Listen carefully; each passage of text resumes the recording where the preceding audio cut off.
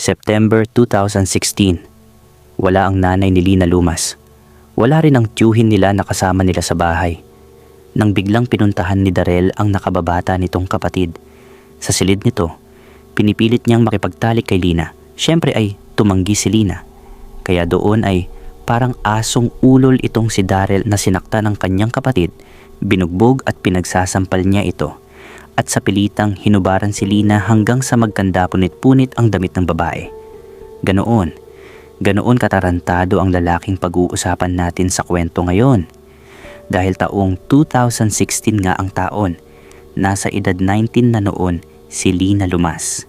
Nakatira siya sa isang liblib na bahagi ng lalawigan ng Kalinga. Sa isang maliit na baryong napapaligiran ng kabundukan at malalawak na taniman, naroon ang tahanan ng pamilya Lumas. Hindi madaling marating ang kanilang lugar. Mula sa pinakamalapit na pamilihan, kinakailangan pang bumiyahe ng halos 1 oras sa makitid at mabatong kalsada bago marating ang kanilang baryo. Kapag tag-ulan, madalas na maputik ang daan. Karamihan sa mga tao roon ay magkakakilala. Tahimik ang pamumuhay at simple lamang ang kanilang araw-araw na gawain. Isa sa mga pamilyang naninirahan sa baryong iyon ay ang pamilya Lumas. Hindi sila mayaman ngunit sapat lamang ang kinikita upang maitawid ang bawat araw. Ang kanilang bahay ay yari sa kahoy at yero, nakatayo sa gilid ng isang malawak na taniman. Sa umaga ay maririnig ang tilaok ng mga manok at huni ng mga ibon, habang sa gabi naman ay tanging kuliglig at ihip ng malamig na hangin ang pumupuno sa paligid. Malayo sila sa magulong buhay ng bayan at sanay na sa tahimik na pamumuhay sa kabundukan. 4 lamang silang naninirahan sa bahay. Ang bunsong anak na si Lina Lumas, ang kanyang nakatatandang kapatid na si Darrell Lumas, ang kanilang ina na si Salome Lumas, at ang tiyuhin nilang si Gardo Lumas. Matagal nang bahagi ng kanilang tahanan si Gardo matapos mamatay ang kanilang ama. Dahil wala na rin siyang sariling pamilya, doon na siya tumira upang tumulong sa pagpapalaki sa magkapatid at sa paghahanap buhay. Matagal nang pumanaw ang ama ni Lina at Darrell dahil sa isang malubhang karamdaman. Mula noon, si Salome na lamang ang nagsumikap upang maitaguyod ang kanyang mga anak. Hindi naging madali ang kanyang pinagdaanan. Bilang isang byuda, kinailangan niyang akuin ang lahat ng responsibilidad sa pamilya. Gayunman, hindi siya sumuko. Sa kabila ng hirap ng buhay, ginawa niya ang lahat upang hindi magutom ang kanyang mga anak at maipagpatuloy ang kanilang simpleng pamumuhay. Ang pangunahing ikinabubuhay nila ay ang pagsasaka. May maliit silang taniman ng palay at mais na siyang pinagkukunan nila ng pagkain at kaunting kita. Kapag tapos na ang anihan, nagtatanim naman sila ng gulay tulad ng pechay, sitaw, kalabasa. Minsan ay nag-aalaga rin sila ng ilang baboy at mga manok na maaaring ipagbili kapag nangangailangan ng pera. Hindi man kalakihan ang kanilang kinikita, sapat na iyon upang makabili ng bigas, asin, mantika at iba pang pangunahing pangangailangan. Sa tuwing madaling araw ay sabay-sabay na gumigising sina Salome at Gardo upang magpunta sa bukid. Bit-bit nila ang kanilang mga kagamitan habang naglalakad sa makikitid na pilapil. Kapag panahon ng pagtatanim o paghahani, halos buong araw silang nasa ilalim ng araw. Pag-uwi nila ay pagod na pagod, ngunit may ngiti pa ring sumasalubong sa kanilang mga anak dahil alam nilang kahit papaano ay may naiuuwi silang pagkain para sa pamilya.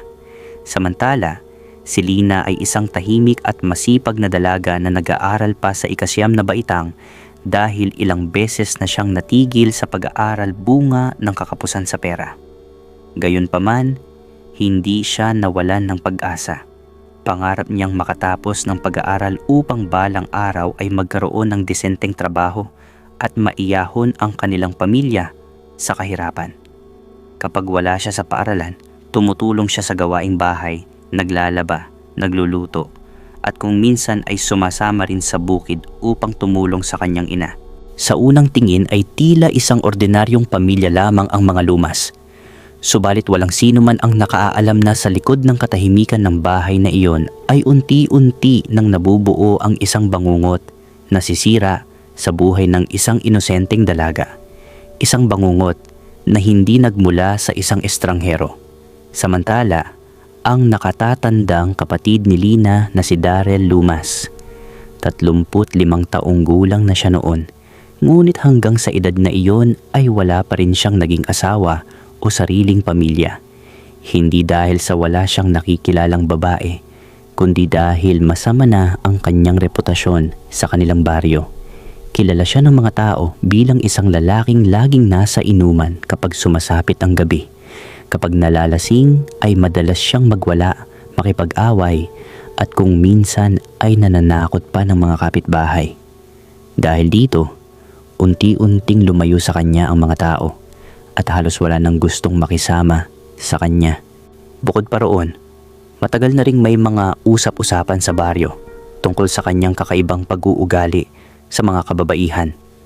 Parang may pagkamanyak daw ito kung tumingin. May ilang nagsasabing mahilig siyang tumitig sa mga dalaga at may mga pagkakataong hindi komportable ang ilang babae kapag siya ang nakakasalubong. Bagamat walang sino man ang hayagang nagsampa ng reklamo laban sa kanya, iwas ang mga dalaga sa kanya. Pero habang tumatagal ang panahon na binata si Darrell ay parang hindi na niya matiis ang tawag ng laman ng kanyang pagkalalaki kasi siguro ay wala naman siyang mapagbugahan. Hanggang sa dumapo ang buwan ng September 2016 ay doon na nga niya isinagawa ang kababuyang matagal na niyang plano.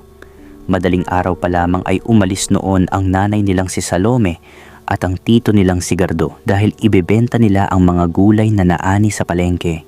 Pagkatapos noon, ang pinagbentahan ay ibibili naman nila ng kanilang mga pangangailangan.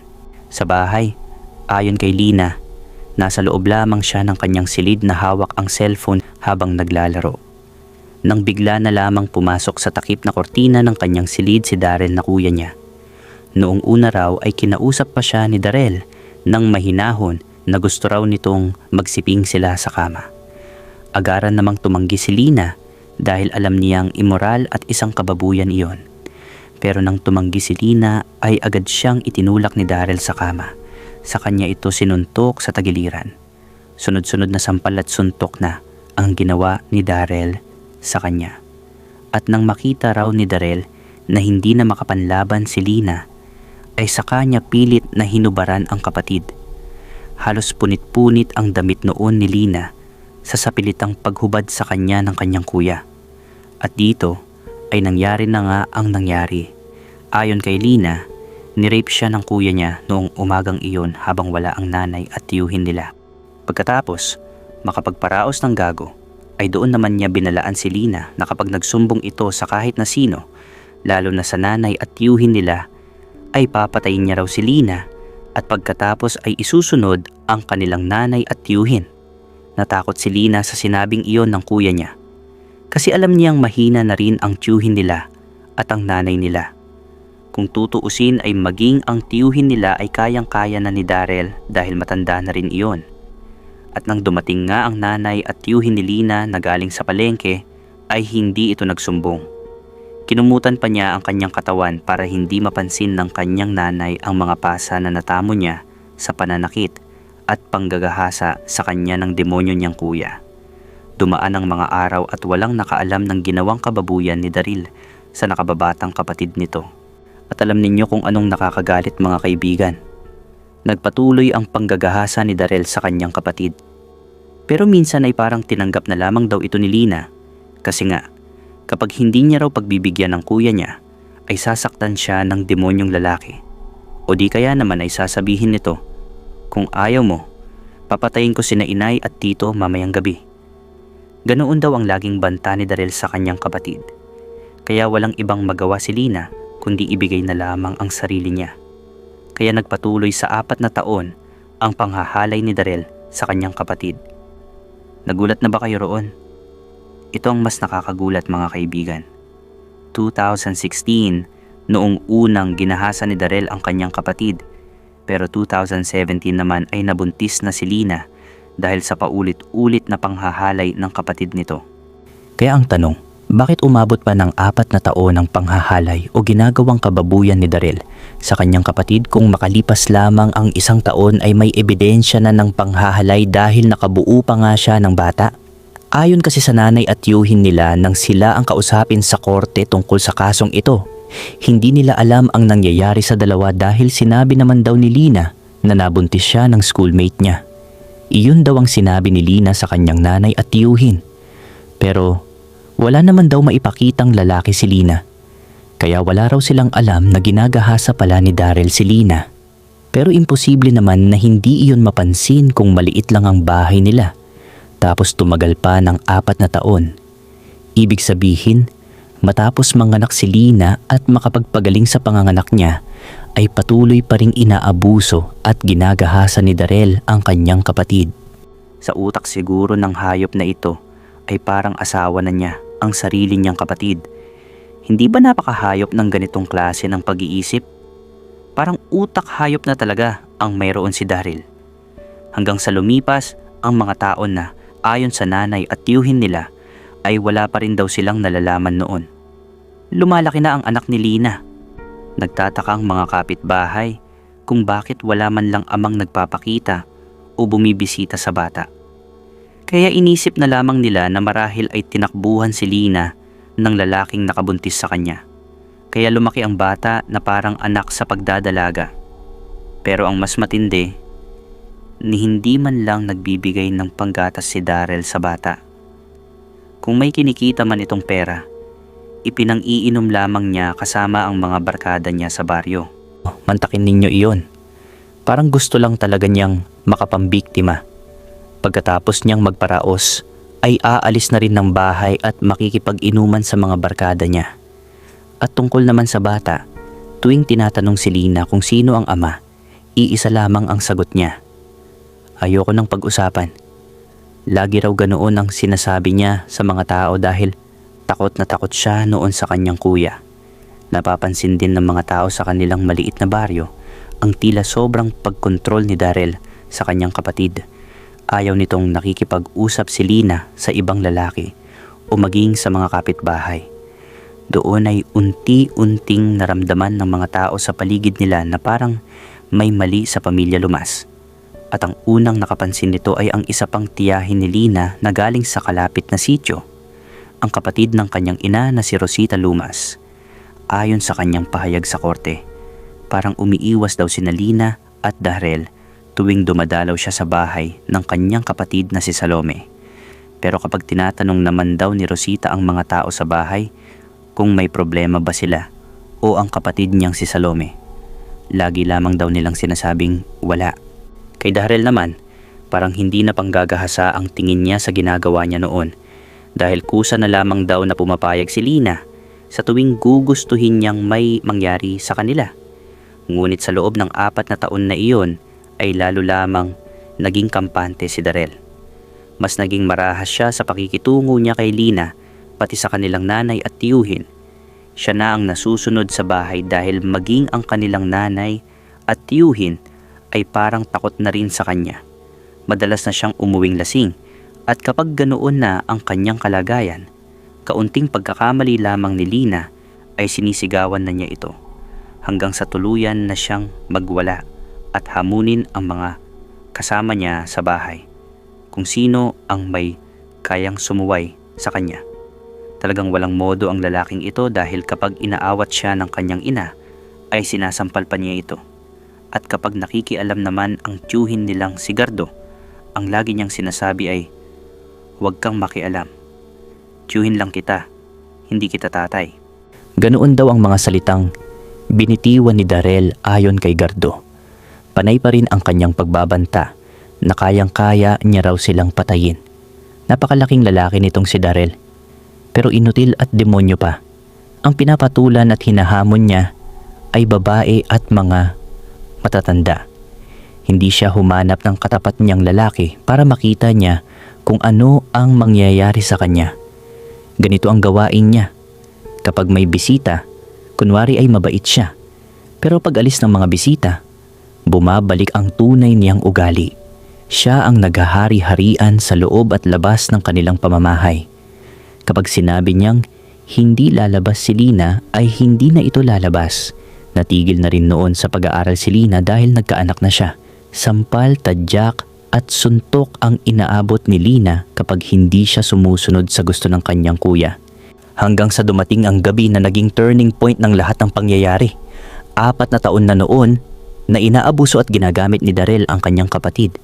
Ngunit sa sobrang kahayukan niya, lasing siya ng gabing iyon. Nagulat na lamang ang kanilang nanay at tiyuhin ng kaladkarin ni Darrell si Lina papunta sa sala.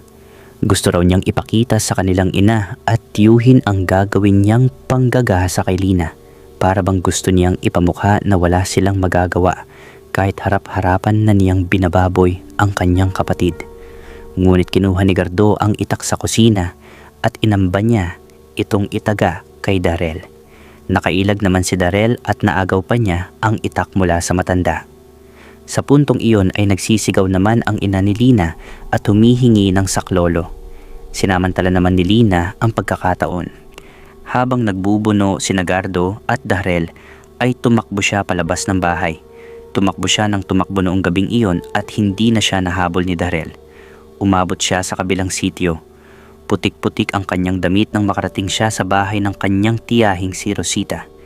Doon siya tumakbo mga kaibigan at kasama ang asawa ni Rosita ay ipinagtapat ni Lina ang lahat ng sinapit niya. Hindi na nag-aksaya ng oras ang kanyang tiyahing si Rosita. Kinaumagahan ay nagtungo sila sa pinakamalapit na himpilan ng pulisya. At sa araw ding iyon, bandang hapon, ay nadakip si Darrell ng mga pulis sa mismong bahay nila. Samantala, si Gardo naman ay nagtamo lamang ng sugat sa kanyang braso. Ngunit hindi naman iyon malubha. Malamang ay dulot iyon ng pag-aagawan nila ng itak ni Darrell noong nakaraang gabi. Parang basang sisiw naman si Darrell nang mahuli siya ng mga pulis at pusasan. Ang iba pa nilang kamag-anak sa baryo ay gigil na gigil kay Darrell matapos nilang malaman ang kababuyang ginawa nito sa sarili niyang kapatid na babae. Halos lahat ng kalalakihan noon sa kanilang baryo ay sumisingit pa sa mga pulis upang masuntok siya. May ilang suntok ang tumama at mayroon ding hindi dahil pinipigilan na sila ng mga pulis. May ilan pang ang humihiling sa mga pulis na gusto muna nilang lumpuhin si Darrell bago ito dalhin sa presinto. At ang matapang na si Darrell sa loob ng kanilang bahay ay naging parang batang paslit nang gusto na siyang kuyugin ng mga taga-baryo. Pero matapos maaresto si Darrell ay agad siyang dinala sa himpilan ng pulisya upang isailalim sa investigasyon. Kasabay nito ay isinailalim din sa masusing pagsusuri si Lina. Sumailalim siya sa medical legal examination at kinuhaan din ng salaysay ng mga investigador sa presensya ng isang social worker upang matiyak na maayos ang kanyang kalagayan habang isinasalaysay ang 4 na taong bangungot na kanyang pinagdaanan. Doon niya isa-isang isiniwalat kung paano nagsimula ang lahat noong September 2016, kung paano siya paulit-ulit na ginahasa ng sarili niyang kuya, kung paano siya tinakot sa tuwing magtatangkang magsumbong, at kung paanong maging ang kanilang ina at tiyuhin ay pinagbabantaan ding papatayin kapag nakialam. Hindi nagtagal ay nagsampa ang piskalya ng mga kasong qualified rape sa ilalim ng Article 266, Letter A ng Revised Penal Code na inamyendahan ng Republic Act No. 8335 o ang Anti-Rape Law of 1997. Dahil magkapatid sa dugo ang biktima at ang akusado, itinuring ng hukuman na isang nagpapabigat na sirkumstansya ang kanilang relasyon. Isinama rin sa ebidensya ang resulta ng DNA examination na nagpatunay na si Darrell ang biolohikal na ama ng batang isinilang ni Lina. Ang pagsusuring ito ang tuluyang nagpatibay sa matagal nang itinatangging katotohanan. Sa paglilitis ay sinubukan pang kwestiyonin ng depensa ang pagkaantala ng pagsusumbong ni Lina. Ngunit ipinaliwanag ng mga testigo, ng social worker at ng mga eksperto na karaniwan sa mga biktima ng pangmatagalang pang-aabuso sa loob ng pamilya ang manahimik dahil sa matinding takot, pagbabanta at kontrol ng mismong nang-aabuso. Pinatunayan din ng mga testimonya ni Salome, Gardo at Rosita ang marahas na pag-uugali ni Darrell sa loob ng kanilang tahanan at ang kanyang paulit-ulit na pagbabanta sa sinumang hahadlang sa kanyang kagustuhan. Matapos ang mahabang paglilitis, napatunayan ng hukuman na walang makatwirang pagdududa sa pananagutan ni Darrell. Dahil sa bigat ng kanyang mga krimen at sa umiiral na batas sa Pilipinas, hinatulan siya ng reklusyon perpetua sa kasong qualified rape. Kung tutuusin ay death penalty sana ito. Ang kaso lang ay wala na nga ang death penalty sa Pilipinas. Nangangahulugan ito ng habambuhay na pagkakakulong nang walang karapatang magpiyansa matapos maging pinalanghatol. Inatasan din siya ng hukuman na magbayad ng mga danyos sa biktima alinsunod sa batas upang makatulong sa pagbangon nito mula sa matinding pinsala, trauma at kahihiyang dinanas ni Lina Lumas. Sa huli, wala na ring naitago pa si Darrell. Unti-unti niyang inamin ang paulit-ulit na panggagahasa sa sarili niyang kapatid na tumagal ng halos 4 na taon. Dahil sa kanyang pag-amin at sa bigat ng mga ebidensyang iniharap laban sa kanya, rehas na ngayon ang hinihimas niya. Maswerte siya kung hindi siya titirahin ng mga nasa loob habang nalalaglag ang sabon.